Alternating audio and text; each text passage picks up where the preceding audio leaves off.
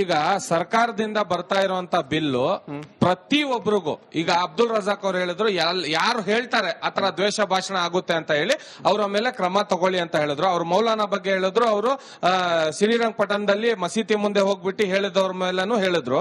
ಅಂತ ಕಡೆ ಎಲ್ಲಾ ಕಡೆನೂ FIR ಗಳು ಆಗ್ತಾ ಇದ್ದಾವೆ. ಬಹಳಷ್ಟು ಕಡೆ ಒಳ್ಳೇದ್ ಹೇಳಿದ್ರು ಕೂಡ ದ್ವೇಷ ಭಾಷಣ ಅಂತ ಕೂಡ FIR ಆಗಿರುವಂತದ್ದಿದೆ. ಕಾನೂನು ಅನ್ನೋದು ಎಲ್ಲಾರ್ಗು ಸಂವಿಧಾನ ಸಮಾನತೆಯಿಂದ ಎಲ್ಲಾರ್ಗು ತಗೊಂಡೋಗ್ತಾ ಇದೆ.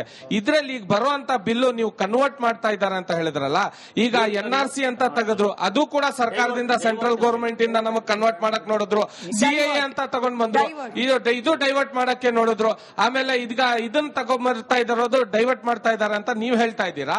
ಅದೇ ರೀತಿ ನಮ್ಮ ವಕ್ಫ್ ಬೋರ್ಡ್ ಬಿಲ್ ತಂದಿದ್ದು ಕೂಡ ಸರ್ಕಾರ ಮುಸಲ್ಮಾನರ ಗಮನ ಡೈವರ್ಟ್ ಮಾಡಕ್ಕೋಸ್ಕರ ಈ ತರ ತರ್ತಾ ಇರೋದು ಅಂತ ನಾನು ಹೇಳಕ್ ಇಷ್ಟಪಡ್ತೀನಿ. ನನ್ನ ಪ್ರಶ್ನೆ ಏನ್ ಗೊತ್ತಾ, ನಿಮ್ಗೆ ನನ್ನ ಪ್ರಶ್ನೆ ಏನ್ ಗೊತ್ತಾ, ನಿಮಗೆ ಡೈವರ್ಟ್ ಆಗ್ತಾ ಇದೀವಿ ಅಂತ, ಡೈವರ್ಟ್ ಮಾಡ್ತಾ ಇದಾರೆ ಅಂತ ಈಗ ಅನಿಸ್ತಾ ಇದೆಯಲ್ಲ, ಮೋದಿಜಿ ಅವ್ರು ಮಾಡಿದಾಗ ಅನಿಸ್ಲಿಲ್ವಾ?